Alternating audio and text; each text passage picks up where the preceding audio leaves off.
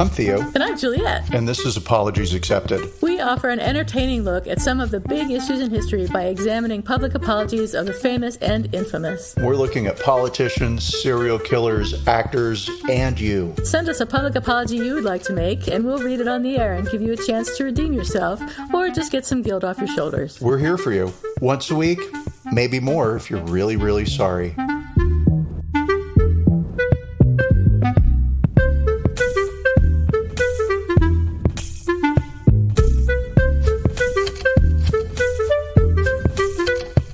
Everybody.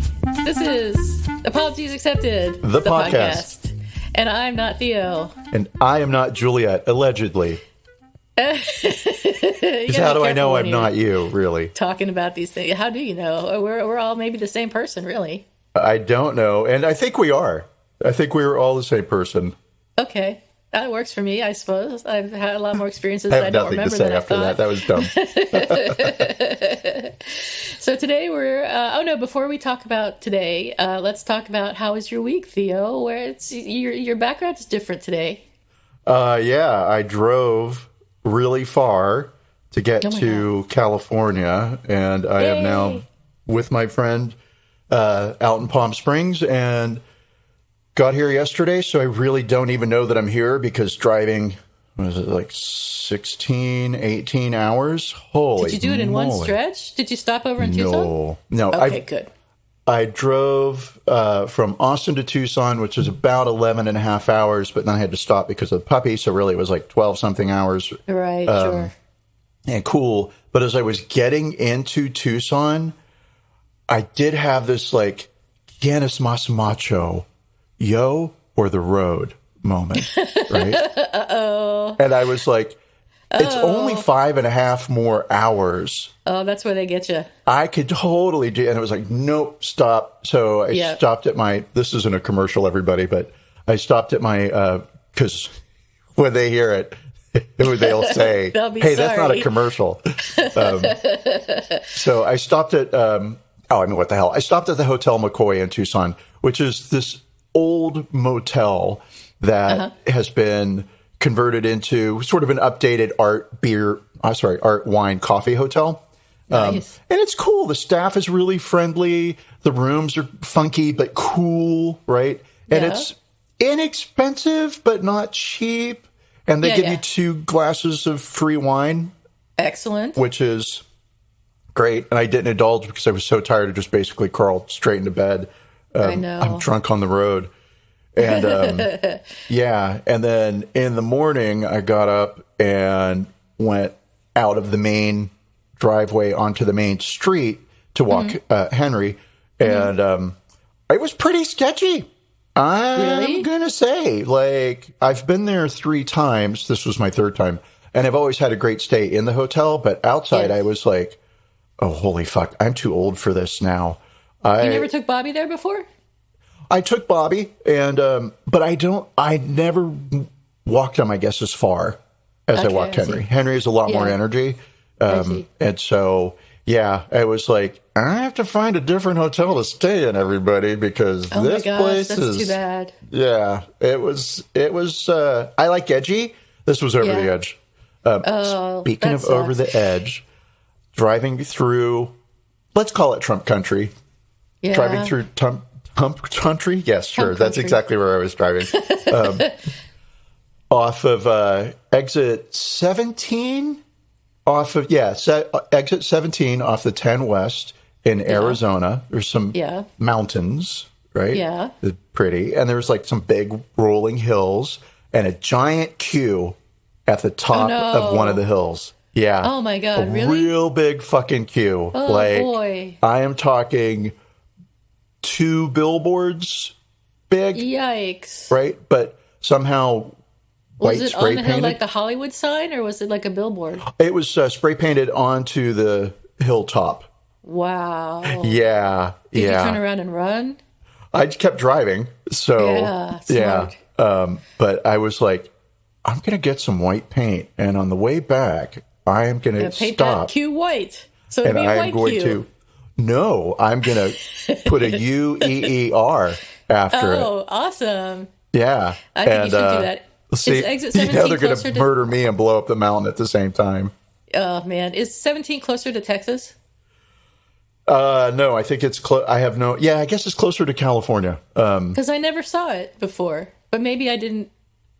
Maybe they put it up yesterday. Maybe they knew I was coming. Yeah, they did it this They're for you. like, hey, boy, out of here. Time for you to leave Arizona. Yeah. Yikes. But, so that was it. That was my big news flash. Q is still alive in Arizona. Oh, no surprise, but scary just the I was same. pretty fucking surprised. I was like, wow, that's fucking dedicated. Speaking of cults, of course, that's what we're doing today is NXIVM. But before we jump into that, and you've come back from Long Beach.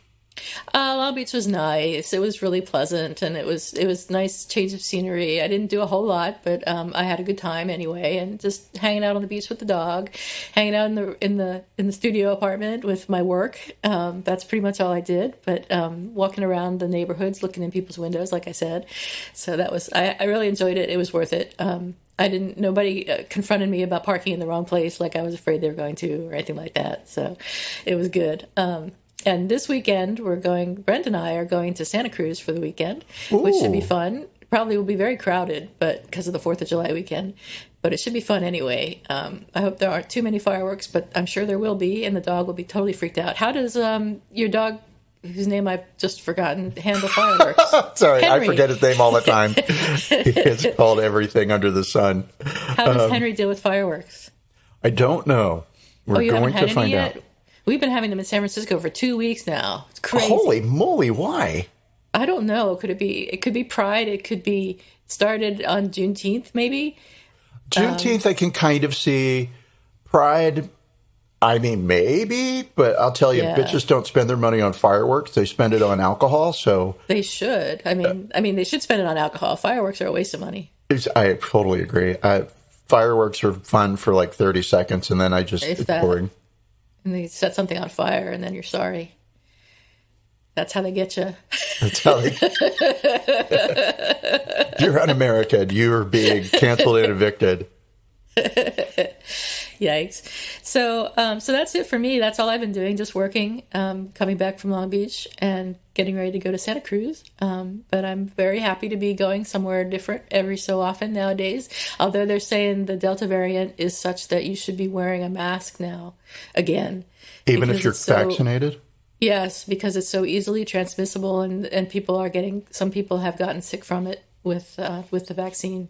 So I don't know. I just hope they come out with a booster shot for it soon. They will. I don't mind getting a shot every week if I have to, but maybe not every week. I was going to say, if it's every week versus wearing a mask for the rest of my life, there's some juggling I'm going to have to do. Some decisions will have to be made. Yeah. I did read a headline. I didn't read the article, right? Yeah. Because the headline had the good news, which There's no need to read an article. Reading is a waste of time, really.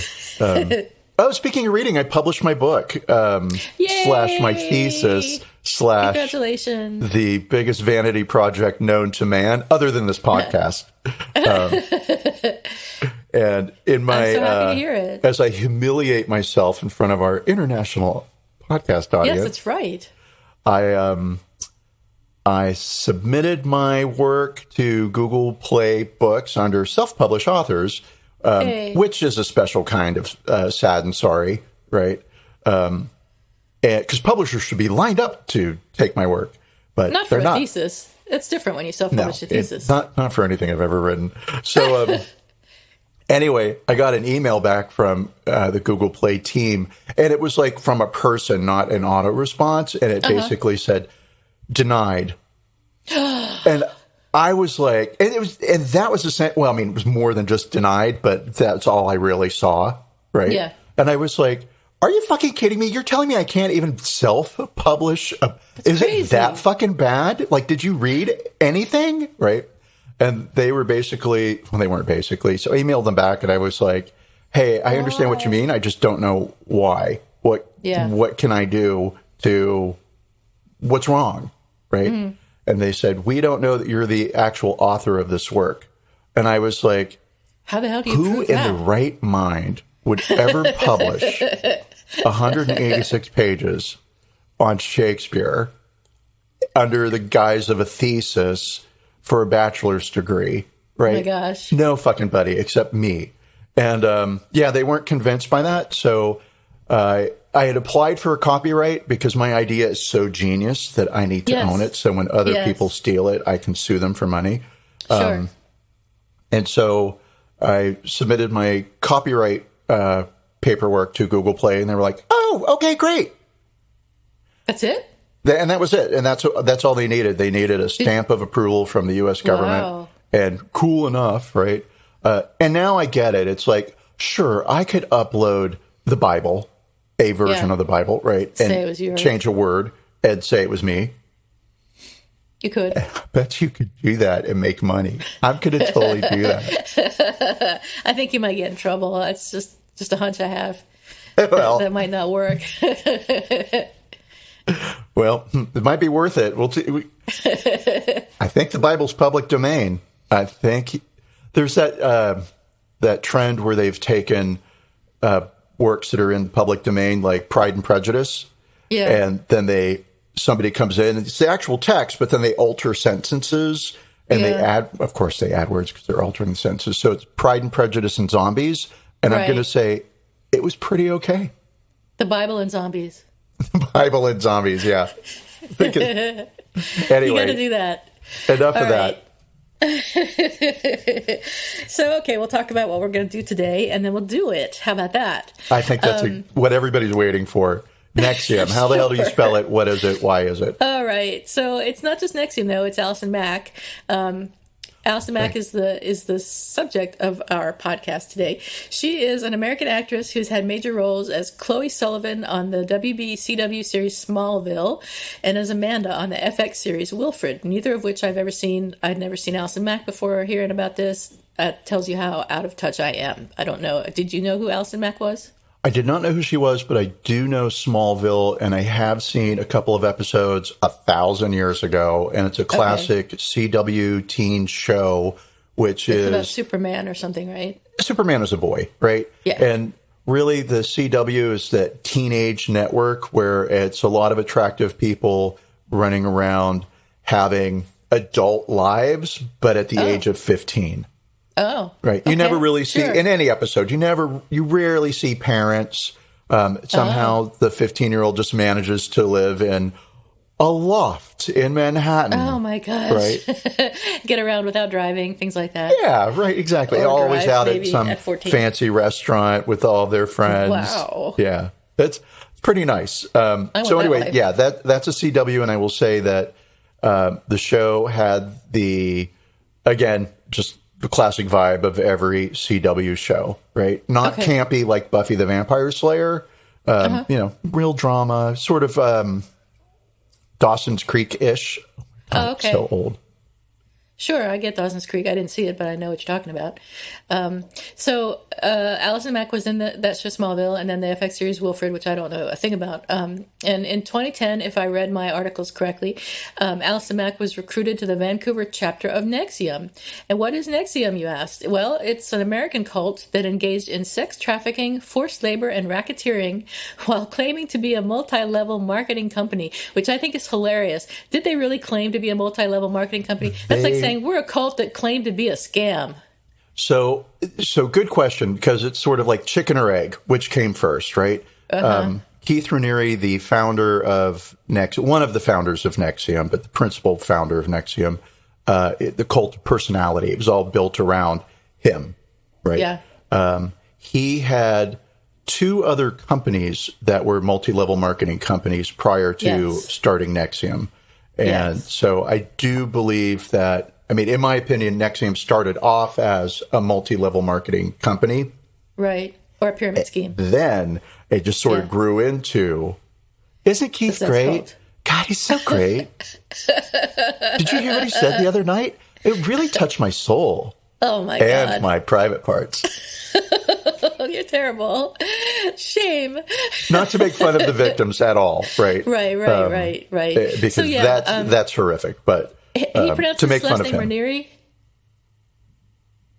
He pronounces his last name Raniere? I've heard it as Raniere. Okay. In prep thought for it would this, be I listened Renier, to but a lot Renier of makes sense. podcasts, and that's how they were pronouncing the name. They Okay. could have all been wrong, because I'm sure you're right. Yeah. Of course. Of course. I'm always right. So yeah, NXIVM was led by Keith Raniere, who had previously run at least one alleged pyramid scheme that collapsed with 250,000 customers. He was also ruled guilty of harassing an ex-girlfriend. And his teachings in NXIVM appear to be based on Ayn Rand and basically define ethics as self-interest. So NXIVM taught its philosophy through personal and professional development seminars in its executive success programs. According to Forbes, beginning in 1998, Keith Raniere attracted thousands of acolytes to his self-help group's headquarters near Albany, New York, with the promise of life-transforming classes. Raniere didn't just promise to unlock clients' greater potential. He claimed that his methods could abate symptoms of Tourette syndrome and even help kids speak up to 13 languages. Women in NXIVM were... Yes. Jump in right here, because Do it. The Tourette's aspect of this was hypnotizing to me. And I'm using that word specifically on purpose because Nancy Salzman is a hypnotist. And so there's a HBO documentary called The Vow, and anybody that's interested in this particular aspect of the NXIVM story, like they cured Tourette's. So there is a guy who had Tourette's, and I'm using past tense on purpose because he has been cured. Do you have any info on this? No. Great, because it is fascinating. His name is Mark Elliott, and he had Tourette's, and in 2013 claimed to be cured thanks to NXIVM and thanks to Nancy Salzman. Wow. So he is now a motivational speaker. He had Tourette's, and he legitimately had Tourette's. Like, there's video of him as a kid ticking, and I mean, clearly, he honestly had Tourette's, right? And now he doesn't. And it seems to have been cured, and I'm using the word seems on purpose as well, through just simply Nancy Salzman working with him and talking to him and getting down to the core of his limiting beliefs. He just simply believed that he had Tourette's and he would have it forever, and that there was no cure for it. And she convinced him that he was cured. So he has a website. As I mentioned, he's a motivational speaker. He's been Tourette's free for years. He is relatively, I can't guess his age, but he's a young, good-looking guy, right? So he's definitely the motivational speaker material. And when you go to his website, he's got a big banner loaded with a video clip of him, which is great. And it says, "I stand for human decency for even the most hated."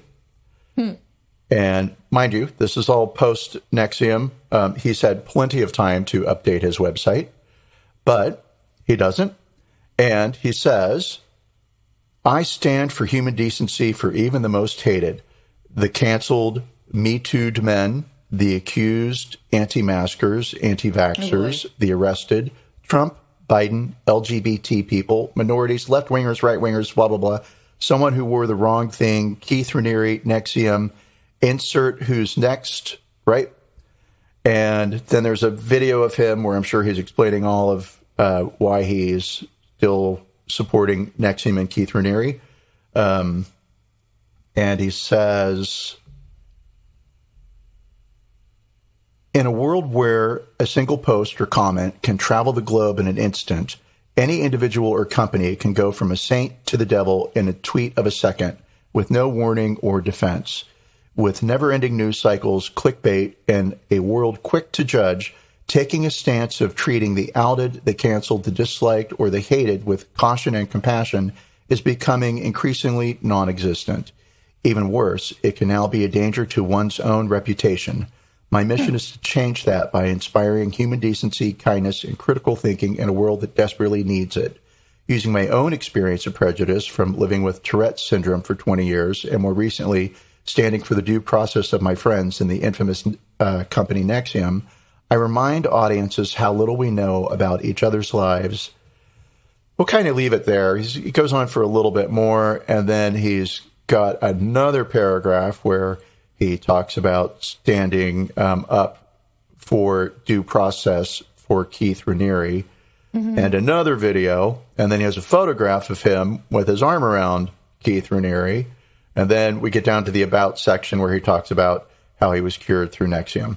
So, oh, interesting. If you're living with something as what's the word I want to look for, as debilitating as a severe case of Tourette syndrome can be for some people, and somebody comes along and gives you a cure, sure, I can see attaching your wagon to that star. What's that dumb expression? Yeah, you're probably pretty happy about it. I think that's the dumb expression.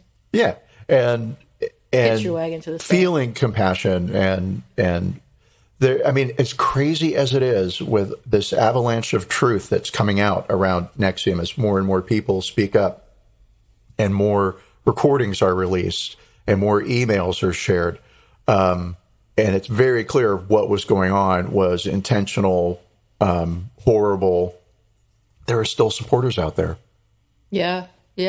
People who benefited in some way, I guess, want to hang on to that. So I first heard of NXIVM on the CBC podcast Uncover, Escaping NXIVM, in, I think it was 2019. Where did you first hear about it? Do you remember? I don't remember where I first heard about NXIVM, probably just bubbling up in the press. And I didn't care because it was like, all right, one, that's a weird spelling. I'm not sure how I feel about it. Is it cool? Is it dumb? And then also people in a cult, I don't care. Scientology, I don't care. Right. And it wasn't until, I mean, it's sort of the first blush of it was, oh, this thing is a cult. And I'm sorry, everybody. I'm just the world's biggest pessimist. And so anything that's like, we can make you a better person. No, thanks. I'm fine. And it's only going to lead to a cult and me giving you money. Right. Yeah, totally. I'm not giving money to anybody ever. Right. So, all of it. And I've worked for a lot of companies that sort of adopted a new thinking strategy for staff.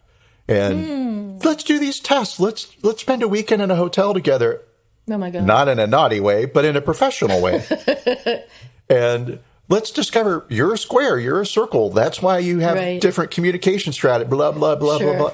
So, no, I was going to say something really bad, and I'm not going to say that. I'm just going to say, I think it's stupid. It is stupid. I agree with you. It's a waste of time and money. So, it's a total waste of time and money because they paid me to sit there and think about how stupid they are and watch them prove it to me for a whole 48 fucking hours. I can't think of anything more boring, too. Thanks for the free wine and hotel room, everybody. And I did have other sex. Than that. No, I'm kidding. So back to NXIVM. So it seems like there were a lot of women in NXIVM. Oh, yeah. And they were successful businesswomen or leaders in their communities, and they like calling themselves badasses. I know that. I don't know. I guess I can only speculate that Keith Raniere brought women into the organization. And later, I know as a fact that the women brought in other women, but we'll get to that later. I don't know how it started out.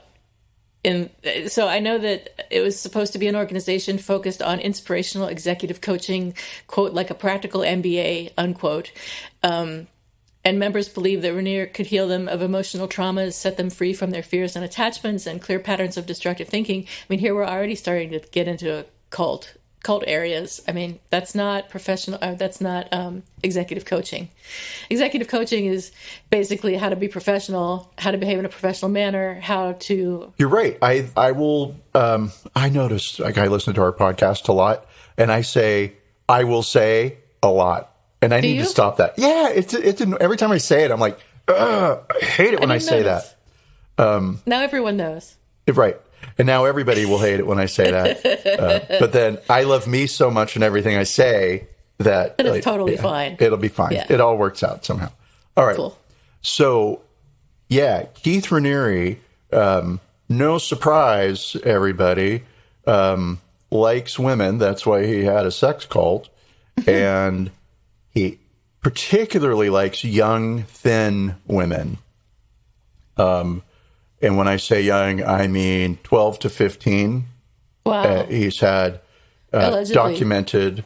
I mean, one of the charges he's up for is child sex abuse / I don't know if it's child trafficking, right? But I mean, they clearly have thrown as much at him as they possibly can, and deservedly so. Sorry, Mark Elliott. I know you're all standing with your friend, but like, he's a pedophile.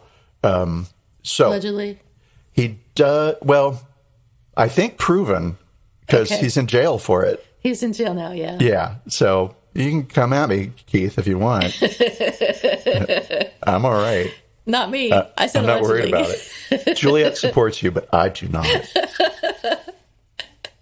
So you're talking about women. Well, yeah. So we're talking about Keith Raniere and like, how did this all start? And how did this all start with the women, right? Yeah. What is it about? I don't want to say what is it about women, right? But what is it about women? Why do they allow this to happen? No. Let's just get on with this story, right? So, thank you, Wikipedia. This is what I am going to be, this is where I'm getting this information from. So, Keith Raniere had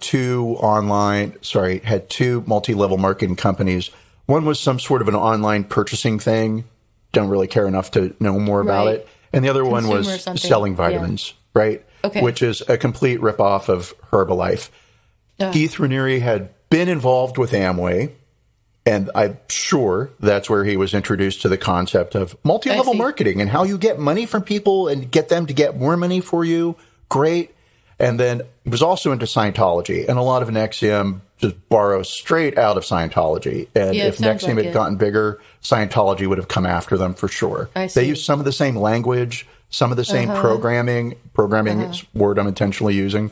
And so let's get to this part. So what is it about Keith Raniere?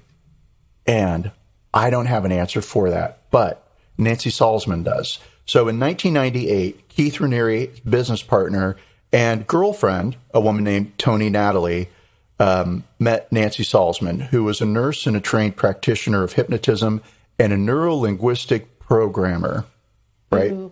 So, okay. And Natalie says, Nancy said to me, "You're so wonderful. How can I help you?" So and this is Keith Raniere's girlfriend talking. So I said, "Well, you can help me with my boyfriend. He had grandiose ideas and his hours were becoming erratic again." She listened and said, "Oh, that's easy. I can help you. He's a sociopath." They met 4 days later, and she came out with glazed eyes and gave me the, "You don't even know who he is." And I was like, wow, there goes another one. Wow. So, yeah. Wow. So this woman, Nancy Salzman, who's professional, who had access to resources and money, who was highly educated, who was a powerful individual in her own right? I can hypnotize people and I can make them dance. She falls under Keith Raniere's spell. Somehow he's that charismatic. I've seen video of him. He's not super ugly, but that's what everybody says that. It's like, he's not ugly, but it's like, the question is, how does he have this army of women around him who are willing partners in polyamory? And not that that's bad. I mean, I don't care. I have friends who are polyamorous, right? Sure. I have a friend who has friends, and I'm going to claim her friends as mine because it sounds better. Why not? So, I mean, judgment, sure. But I will judge a chocolate chip cookie. So no offense, everybody. I just judgy. He just has this cult leader charisma. Yeah. Charisma. And Bill Clinton had it. You name any leader, right? Very Trump to me.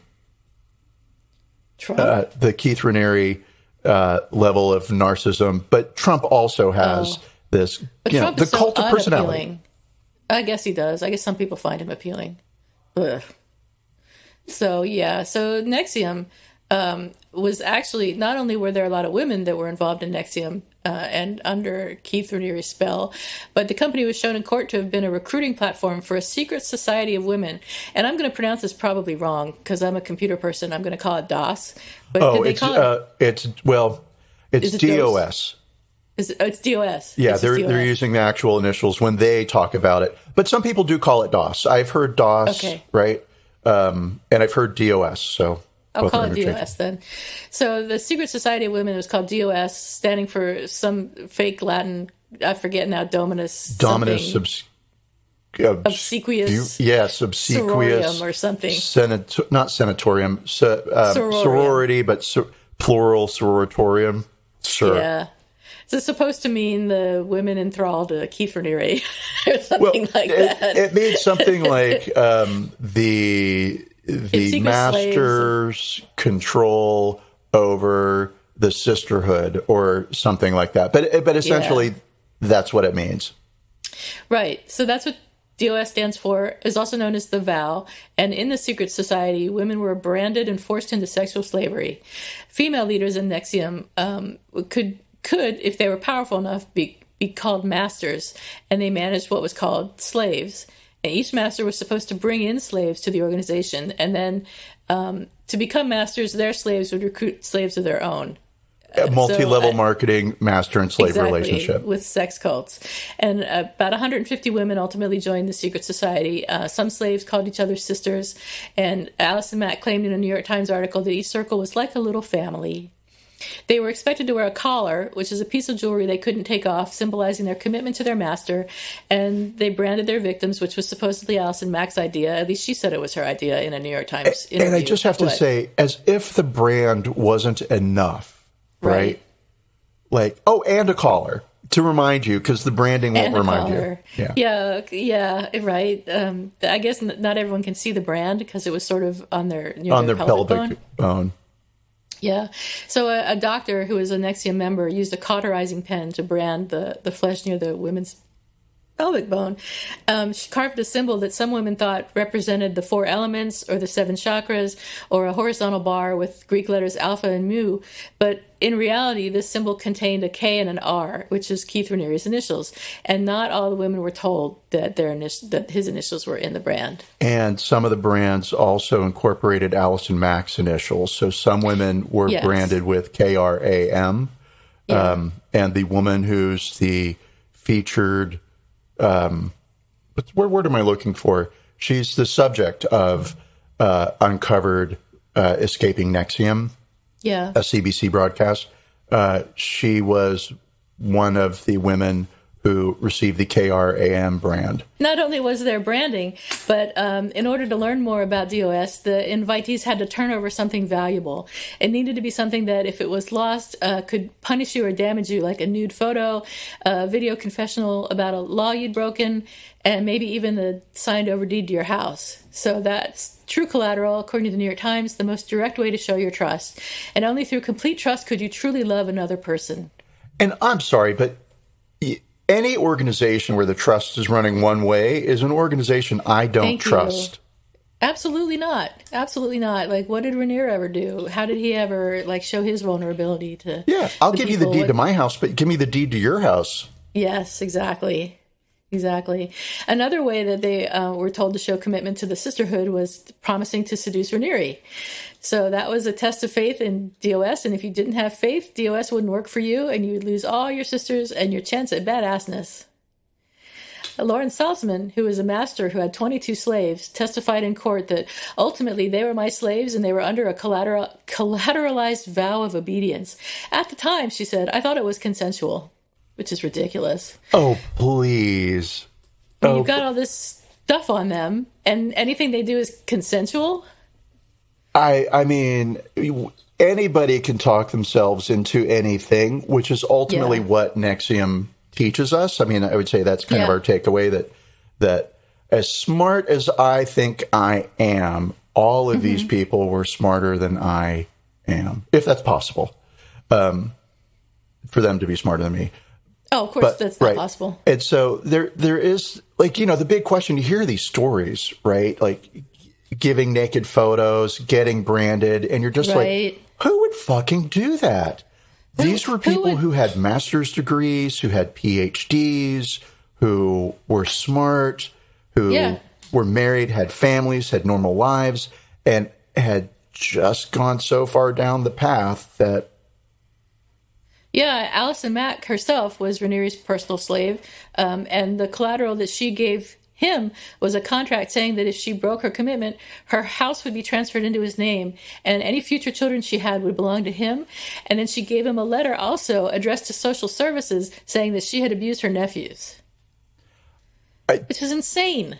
I don't have words. I do have words, but it's fucking insane. Yes. It's wild. It's crazy. It's unfortunate how that's a kinder it's perspective. Extremely unfortunate. It's unfortunate. Yeah. So Lauren Saltzman, the one who had 22 slaves, also testified that when Ranieri and NXIVM members, or that Ranieri and NXIVM members had drugged a woman against her will when she was acting erratically at an event. And according to Saltzman, she and others, including Ranieri, kept a woman in a room for 2 years. Oh, yes. That woman, I believe her name was Daniela. She was one of 3 sisters that Ranieri had sexual relationships with. Wow. I believe 2 of the girls that started at the age of 15. One of them left high school to be with Ranieri. And the whole plan for being around Ranieri, your promise was, Keith, you are the only person that I will ever be physically intimate with, right? And I will not pleasure myself. Oh my God. Ever, right? Wow. I will not be with other people ever. Only you. And so I believe her name was Daniela. She had a crush on a boy and kissed him, and it was found out that had happened. I don't know if she confessed it out of a sense of guilt or if somebody observed it, but she didn't deny it when it came up. And she was, I'm going to use the word locked in a room. Even if she wasn't physically locked in a room, she was mentally forced into, like, she just stayed in the room for 2 years. 2 years. Wow. We've all been through quarantine, and I know a lot of you bitches left the house. Yeah. So. Yeah. Yeah. And at that age, 2 years is a really long time, too. Unimaginable. Just horrible. Yes. And so, Daniela is one of the now women, but previously girls, who testified against Keith Ranieri at trial, and her own father and her older sister still support Ranieri. Her own father supports Keith Ranieri to this day. Unbelievable. It's literally unbelievable. I mean, I could make a joke and say it's unfortunate, but that's just sad. That's really sad. Poor woman. We need the Pope. We need the Pope here to tell us how sad this is. Or something. Yeah. Yeah. Yeah. Well, fortunately, Allison Mack was arrested in Brooklyn by the FBI in April 2018 on charges of sex trafficking conspiracy, and forced labor conspiracy. She was released later that month on $5 million bond and was held under house arrest under the custody of her parents in California. She did plead guilty to racketeering conspiracy and racketeering related to her alleged role in the sex trafficking case. If she's convicted of all charges, she will face imprisonment for a minimum of 15 years, and her sentencing is tomorrow, June 30th, 2021. Oh, that's great. I didn't know when her sentence... I just found out yesterday, and I was like, we should have postponed the podcast until after the sentencing, but it doesn't really matter. Well, I mean, we can always do an addendum to this. So future us, remember, you have to pack on another 5 minutes to update everybody as to what happened. I want to point out that her parents, who secured her bond, put up their own property to get her out of jail. Yeah. I'm going to say out of bondage, but what? Yeah. I was going to say that they must have a nice house, but then I'm sure that she came from a wealthy family if she was involved in NXIVM in the first place. What's interesting is that Allison Mack was an actress on 2 syndicated TV shows, right? Yeah. That's money. That is it? Even if it's TV money, that's money. Smallville ran for 9 years, 9 seasons. And she had a main role. Yeah, yeah. And, the average, air quotes around this, the average lifespan of a successful series, successful TV show is 5 seasons. If you can get 5 seasons in, you're pretty much assured that you're going to sit back and collect royalties for a good long while, right? So 9 years, incredible. So you think she should have had enough money to put up her own bond? Well, so this is a guess, total guess. Yeah. I'm going to guess that a lot of that sweet, sweet money went straight to Keith Raniere after she was deep in. Oh, yeah. Which is why her parents probably had to put up their own property in order to secure her release. But I don't know that. And there's no way to find that out because Google doesn't exist. Doesn't tell you. So fortunately, in October 2020, Keith Raniere was sentenced to 120 years in prison, which seems okay, like fine. But then, I mean, you think about, never mind. And then you started thinking about it. I mean, no, you think about what? He gets 120 years in prison, and then other people get. It just doesn't make any sense. The jail terms people get for various things. People are in for drug charges for hundreds of years. People murder people and they get out free. None of it makes sense. We have an imperfect justice system because we are imperfect people, and it's gross. It's totally gross, and it's completely unfair. There are people in jail today for marijuana possession, right? Yeah. For possessing less marijuana than you can go and buy in a really fucking beautiful dispensary. Oh, yeah, absolutely. Today, right? Absolutely. We're all running around with so much marijuana on us, and people not even one guy. For a tiny little bit of marijuana. Countless people are in jail. It's terrible. We need to let them out. It is but anyway, yes, we'll wait for someone to apologize for that, and then we'll tackle that issue. Okay, we'll do that. So days before her own sentencing, which was recently then, Allison Mack released a statement saying that her involvement was the biggest mistake and regret of her life and expressed remorse. Her attorneys said that she shouldn't get any jail time because she was sorry. Well, she is cooperating with authorities, and sure, it's self-serving, right? And she did provide some real damning evidence that helped convict Keith Raniere. She had audio recordings of him telling her how DOS was to be organized, how the branding ritual was to take place. And it's his voice and her voice on a telephone line where he's telling her the women need to be held down by other women, and they need to be branded, and they need to be nude, and it needs to feel like a sacrificial victim is being placed on a table. So, I mean, he can't deny that he did know what was going on because he was issuing the instructions. And without that audio, it would have been his word against hers. Yeah. I didn't know what was happening. I just knew all these women were just happy to sleep with me and do whatever I told them. And that's a totally normal thing to happen to me, Keith Raniere. So I'm used to it. Yeah. So it's all that Allison Mack. So it's not just that she's sorry that her attorneys are asking for no jail time. It's her contributions to the right. And of course, she's providing that because she's sorry. And of course. Yeah. So I have her apology if you want to talk about that now. Oh, yes, please. Okay. So this apology was made to the federal judge who will be sentencing her tomorrow, FYI. And she said, and I won't read the whole thing because it is very long, but I will read some of the key parts, and there you can tell us if you think there are additional key parts that we need to discuss. But she said, to those who have been harmed by my actions, because of the court's decision to allow me to remain on home confinement, I have had the opportunity to be alone with my thoughts in the most supportive and loving environment. Such an opportunity has offered me the time and strength I needed to confront the darkest parts of myself and come to terms with the pain my actions have inflicted on so many people I love, which is the reason for this letter. It is now of paramount importance for me to say, from the bottom of my heart, I am sorry. I am sorry to those of you that I brought into NXIVM. I am sorry I ever exposed you to the nefarious and emotionally abusive schemes of a twisted man. I am sorry that I encouraged you to use your resources to participate in something that was ultimately so ugly.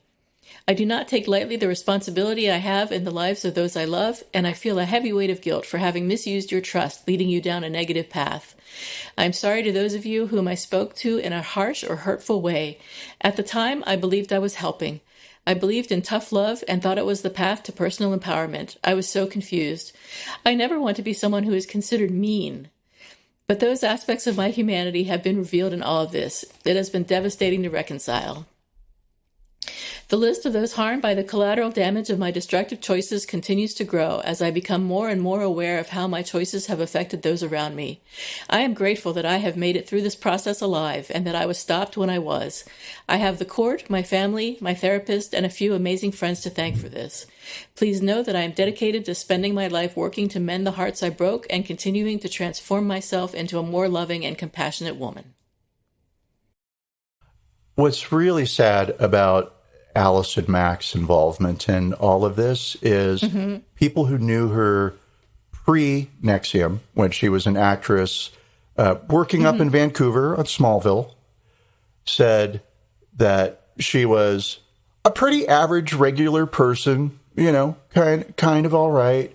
But the one thing that stuck in their minds about her was she was for female empowerment and considered herself to be a feminist. Right. And I don't want to say, like, how can you go from that mindset to what actually happened? Because well, I can see it. It kind of makes sense in a twisted way. In a twisted way, it kind of does make some sense. Well, let me rephrase that. I don't think it makes sense, but there is this think that happens in the S&M community where masochists, the ones who get hurt, feel like they're the ones in control when somebody is whipping them and or pouring wax on them. And yes, right. I'll stop there. Go on. Go on. Please. Tell us more about what you don't know about S&M. But so there, and, you know, I think most people might look at a situation like that and say, well, the person that's chained up doesn't have any power. But the person who's chained up would say, I have all the power, right? And so for me, it's kind of that perspective that allowed, or that sort of mental gymnastics that Allison Mack employed to say, I'm really empowering these women by branding them, converting them into sex slaves for Keith Raniere. Because I'm sure that's not what she thought was happening. Right. She thought they were being the sex thing was just incidental. It was just a thing. What really mattered was the willingness to do the hard work of being a sex slave. Right. I'm laughing, but that kind of is true. Well, that's what all my sex slaves will tell you is, like, totally. It's hard work, but they're willing. I have a question for you. So Allison Mack had she had her own collateral up. Like she had stuff at stake. She was a sex slave too. Was she responsible or was she a victim? So that is the question that I keep dancing around without ever landing on an actual answer or how I feel, right? So I'll say this. I did it again. I'm just going to pinch myself every time I say I'll say this.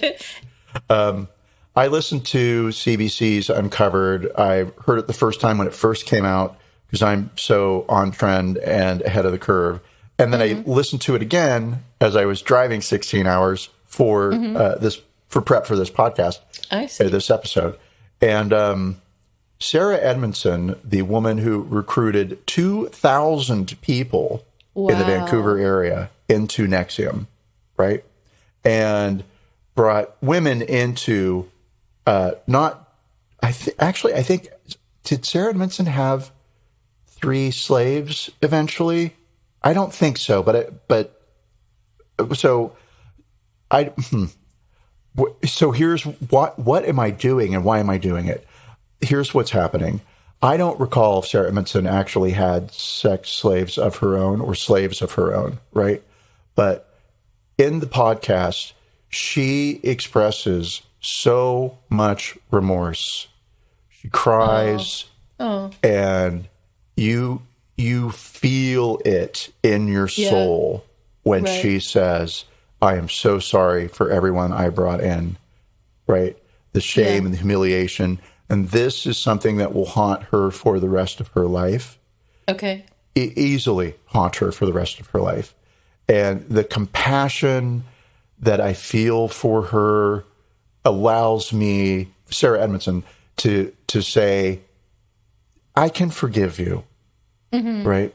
Not that I have to, because I enjoyed being Keith Raniere's sex slave. No, gross. But I don't feel that for Allison Mack. Yeah. No, I mean, even her apology, which I assume her lawyers have read and vetted and edited, if not wrote, is self-serving. She says that, this bad thing happened to me and it makes me feel bad and I feel terrible, but I've been able to live in my home confinement and I have such a supportive and loving environment. Surrounded by love. Surrounded by people I love, which is like, just go to jail. I mean, jail is a terrible place, and probably nobody should really go there. It should be better for people, but I don't know. I don't feel this apology is sincere, I suppose. Why do we never get sincere apologies on this podcast? Because the only ones that make the news are really the self-serving ones. I don't know why we don't always get sincere apologies, but They should all be sincere. Clearly self-serving. The word sorry is used like 700 times. And sure, of course you're sorry. You were caught. You're sorry. And now, in the clear light of day, where everybody can see what you were doing, I'm going to say from the sidelines, officially sorry. You knew what you were doing, Allison Mack. You weren't doing it because you were so brainwashed by Keith Raniere. You were doing it because it had been done to you. And if it was done to others, then one, that makes it okay. What happened to you suddenly becomes okay. And two, you gain back some of the control you lost. Right. When Keith Raniere branded you, or whoever, he didn't brand her, but somebody branded her, right? But when you accepted this contract, you gave up some control. The more people you can control, the more of your own control you get back. Right. And I read that she was the second in command after Keith Raniere, as some people were saying. So she knew what was going on. She had full understanding. She had full understanding because she had direction from Keith Raniere that was provided not under the guise of, here's what's really going to help these women deal with their emotional issues, pain, and working through the pain. It was brand them and let me have them. Wow. I mean, harsh. I'm paraphrasing. No, I assumed. But not by much. I mean, that's basically what he was. That's what he was saying, and he said it pretty close to that. Wow. Yeah. So I recommend the Uncover podcast. Highly. I think it was very interesting, and I don't know that I'll say I enjoyed it. And phenomenal weirdness in the universe, like this synchronicity. I always love when synchronatic things happen. Made that word up. I don't know. Synchronic? Sure. That sounds even better. Synchronistic? Sure. When the synchronistic things happen. And so... Synchronized. So, I have no idea what I said, and it sounded like you said die. I said synchronized. Synchronized, sure. But, okay, so the CBC podcast is hosted by a guy named, not gay, a guy named Joshua Block. And Joshua Block is a reporter for CBC, podcast host, right? Distinguished podcast host. Mm-hmm. And he went to preschool with Sarah Edmondson. He met her when she was 2 years old. They met each other when they were 2 years old, right? Wow. They went to school together. They went to summer camp together. Their families vacationed together as children through teenagers, right? They lost touch with each other, childhood friends. Lost touch with each other and accidentally bumped into each other when, I'm going to call him Josh because we're friends. Yeah, you're so close. When Josh was visiting his parents, and he took his kids to the park, and Sarah was in the same park with her kids, and they were like, "Hey, what's up? How have you been? It's been years and years. Oh my gosh, it's so great to see you." And he said, "Yeah, my life, whatever. I'm host of a CBC podcast thing, right?" And she was like, "I just escaped a cult last week." Wow. And he was like, "Oh, please tell me more." Right. And she did. And so that's the birth of this, right? And it's not that he's the only person who could tell the story, but how bizarre is it? And what a lucky strike. Well, what a lucky strike for him that his friend was in a sex cult. Juliet, listen, you're not doing enough for our friendship, and you need to join a sex cult so that I can do a podcast about it. I'll get on that, yeah. All right, I'll start recording now. Okay. So I don't want to say I just that's love, an interesting but story. For me, there's a story within that story. It's like, it's not only, NXIVM and the slave stuff, but it's like, holy fuck, you knew one of the key players in this from the age of 2 to 17? And a question that she asks him in the interview process of the podcast is, "Hey, Josh, did you see anything in me as a child that helps explain how I ended up in a cult?" Wow. I mean, she's a highly accomplished, very successful person. Yeah. And or was. I think a lot of this has financially impacted her and her family. And, of course, he says, like, well, there were some things, there might be this and there might be that, these personality traits. And when you walk away from this NXIVM case, you're left with this question of not could this happen to me, but how could anybody get involved with something like this? Right. And I mean, you can easily look at Scientology. You can easily look at the cult of Trump, right? Or Q. And yeah, people are looking for answers. And when they find something or somebody that gives them a sense of answerhood, sure, that works. Then you latch onto that. And I don't know. I've always said in my infinite wisdom that if you have to pay a religion or an organization to belong, you probably shouldn't belong. Correct. It's certainly not a spiritual organization if they require you to give them cold hard cash. Correct. Yes. There is nothing about money that serves anything in spirituality. And sure, churches need to keep their lights on or whatever, but, maybe they don't need to keep their lights on. Maybe they need to be itinerant priests or something if they can't afford to have a church. And there is a whole lot of things that can happen. And you do not need to require people to give 20% of their income or whatever, or all of their income to you. Yeah. I mean, it's all stupid. And, good luck if that's... I'm all for anything that gives somebody a sense of peace as long as it doesn't harm other people. And so one of the arguments that I heard on a podcast about NXIVM that, so I didn't listen to Joe Rogan. Okay. I'm apologizing already. You better not, yeah. Please. Oh, Jesus Christ. Oh, God. Ugh. Our friendship would be over. No, I'm kidding. Why would I want any of that kind of thinking in my brain ever? Why would you? But I was listening to a woman named Roberta Glass, and she's a court reporter. Well, she's not a court reporter. She's a reporter, and somehow she's a legal person. And she has a podcast, and I was listening to a couple of episodes, and they were fun. They were good. They're short, and it's all about like, hey, here's the legal analysis of blah, blah, blah. And so she's sitting in the NXIVM courtroom, and I'll tell these stories, whatever. It's kind of disjointed, but come along with me, everybody, on this journey, right? We'll get to the point. So she's sitting in the courtroom and observing Allison Mack's testimony, and Allison Mack requested a bathroom break, which the irony in that is beyond anything. NXIVM was famous for not allowing people bathroom breaks in their ESP, executive something training course, right? Wow. Because you need to control your bodily functions. And Wow. yeah, so you go, I don't know how many hours, but they just didn't allow bathroom breaks. Right? Yikes. That was a sign of weakness. So Allison Mack asking for a bathroom break.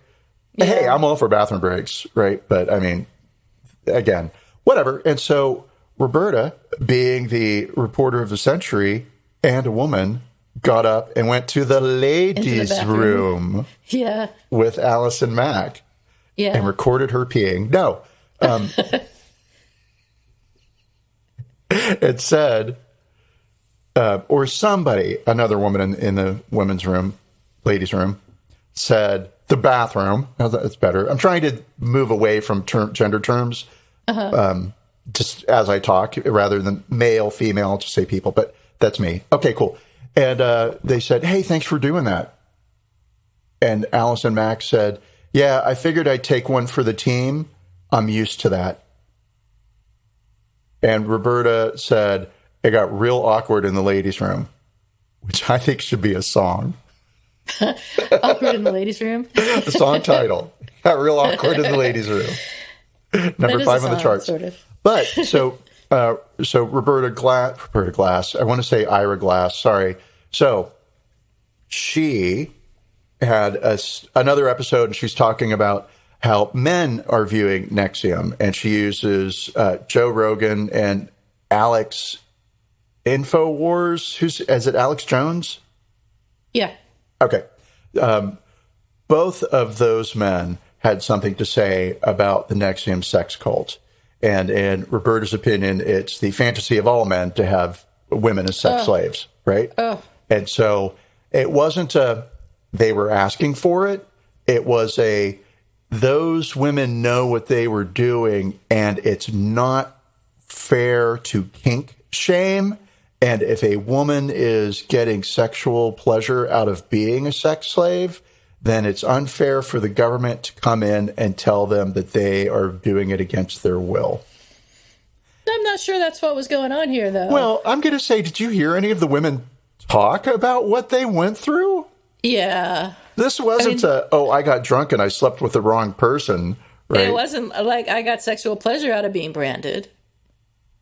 It wasn't it's pleasure at all, right? Right. Yeah, and I mean, yeah, there's still a lot of that kind of thought out there. Ooh. Yeah, and so there were clips of Joe Rogan basically saying why kink. He didn't say kink shame. I'm using that word, right? But in essence, that's what he was saying. Don't kink shame these women, right? And then Alex Jones, whatever, I sort of did. I hear his name and I tune out immediately, but it was very much along the same lines. And gross, right? Totally gross. Yeah. And so... Gross to the max. Yeah. Yeah. So, okay, this sucks. This episode sucks. Just kidding. No, we got to talk about sex slaves, and that's sexy. It was educational and sad, and please don't give your money to your church. Stay out of cults. Stay out of cults. Call your dad. Except for anyone that we start. Yeah, which we're going to any minute now. So stay tuned for more information next week on our cult. So our next segment of the podcast is Who's Sorry Now? Who is sorry now, Theo? Theo is sorry now, and it's cult related. So in Long Beach, there was, I don't know if it's still there, but it was on 7th Street, and it was a block, half a block long. It was called Morning Land. And it was a cult. Ooh. And word on the street was they believed that the earth was going to stop spinning, and it was always going, and the globe would be positioned in such a way that it was always morning in Southern California. Somewhere. Okay. And whether they believe that or not, that's what I heard. That's what you heard. And so one day they were having a bread sale out on the sidewalk. And I never saw anybody going in or going out. And I lived off 7th Street, and I drove past that building. I've driven past it 10,000 times. Yeah. Nobody walks on 7th Street. But one day, like, they were out, and they were selling bread. And I was like, I'm going to fucking go over there, and I am going to, like, buy some bread. And I'm going to find out what is going on. Because I want to know. Good. And so I went up. And I bought bread from a very nice woman who was dressed all in white. And I said, hi, I've driven past this place a lot, and I've often wondered about it. And I've been looking for something new in my life. Oh, no. And I'm wondering if you have any information. Oh, my gosh. Which was all a total, well, I mean, that part of it was a total lie. I wasn't looking for anything new in my life. My life is wonderful. I don't need anything new. It's full of joy and comfort. So I don't remember what she said, but it was long and complicated about I could go to some office and talk to some people. But it wasn't like and this is where I'm stupid, right? Because I'm very polite most of the time. And she could have said something like, oh, gosh, let me go get John for right over here. Yeah, he'll talk to you in a minute. And I could have been dragged in. And a week later, I could have been selling bread on the sidewalk. Right? Although, in my memory, it only happened that one time. So I want to say sorry to that woman, because I lied to her because I was curious, but I was curious because I also wanted material to mock later and tell my friends, you're wrong. It's called Morningland because it's not Eternal Dawn in Southern California. Right. It's Morningland because it's the discovery of the soul. Like, I wanted to know. And it was pre-Google. And speaking of Google, I am just going to scratch an itch. That's gross. Look at Morningland? Morningland, Long Beach? Long Beach. Boom, boom. I want to know now why it was called Morningland. I'm very Foundation curious for International Community. Morningland. It has a 4-star rating on Google with 5 reviews. Online classes, on-site services not available. Oh, maybe they lost their building. Although, is the monastery on 7th really a cult? Long Beach Reddit from 2016. It was around at least through 2016. And it's a cult. They've rebranded themselves. Read up on Morningland. Okay, so there we go. They still exist, maybe. It still exists, maybe. And so what about you? So woman. I've apologized. She's probably our listener in Long Beach. Yeah, mine isn't really cult related, but it's kind of related to influence, I guess. So when I worked for this company about 20 years ago, I worked for this guy who was the C-level boss that I reported to, and he was complete jerk. And he was a jerk from day one and was a jerk until the day that we got bought by another company and his job was eliminated. And I knew that he was a complete jerk, but he told me that I was really close friends with this other woman that worked for me. And he told me that she had been talking shit about me behind my back. Ooh. And I believed him. Ooh. And I know. And I stopped being friends with her. But why would he lie? Because he's a jerk, or? I don't know if he lied or not. To this day, I don't know if he lied or not. I can see that she might have done that. I mean, she was the kind of person who might have done that. It's true. But I didn't know, and I didn't even ask her. I just stopped being friends with her. And I don't think she ever understood why. And I know that it was painful to her because she told me about it later, that it was painful to her. So, oh, wow. Okay, hold on. I have to know more, right? So okay. How did she tell you that? Like, did she approach you in the cafeteria one day, or was it a sit-down? No, I think later on we were talking, just kind of casually talking, and she was like, oh, that was so painful. That was worse than breaking up with a boyfriend. So this was after it had all happened, like years later. Oh, okay. How did you run into her? Were you at the grocery store, or did she call you? I don't remember. I honestly don't remember. You must. I'm sorry. Look deep into my eyes. We worked together for a while after that. Yeah, so it may have been sometime around, around that time, and then she had a baby and left. I think, if I'm remembering correctly, she had a baby and left the job and went to work somewhere else after she had raised the baby for a while. But I think we kept in touch, so maybe it was just a casual conversation. I don't know, but yeah. So I'm sorry to her for not asking her about it and for just believing what this asshole said. That's my who's sorry now. Oh, that's sweet. I feel bad about believing that guy. I should have asked her, but there you are. The mistakes we made. Well, we later tried to be friends again, but it just wasn't there. Yeah, I mean, unfortunately that happens. Yeah. But yeah. Oh well. And this sounds terrible, but you ready? I'm going to say it anyway. Yeah. I'm going to say I'm glad that it hurt her feelings that you stopped being friends with her. But it just shows what a great person you are. It wasn't like I don't care. Well, whatever. Okay. I'm glad she quit talking to me. Jesus, she can talk.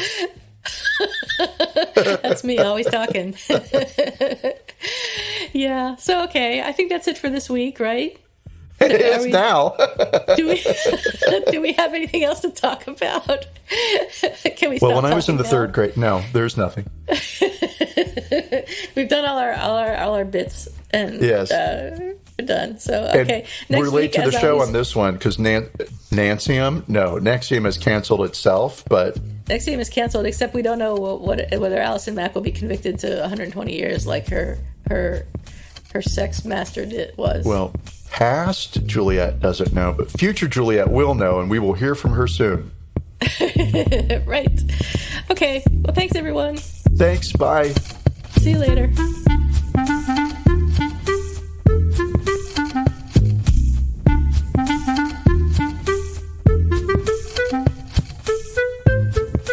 Thank you for listening to Apologies Accepted, the podcast. You can find links to the articles and the sources in the show notes. To submit an apology or find out more, visit us at apologiesaccepted.net, where you can also find our merchandise. We're on Twitter at Apologies Accepted. And on Instagram at apologies.accepted. You can support our important work at Patreon.com/Apologies Accepted. And fuck Facebook.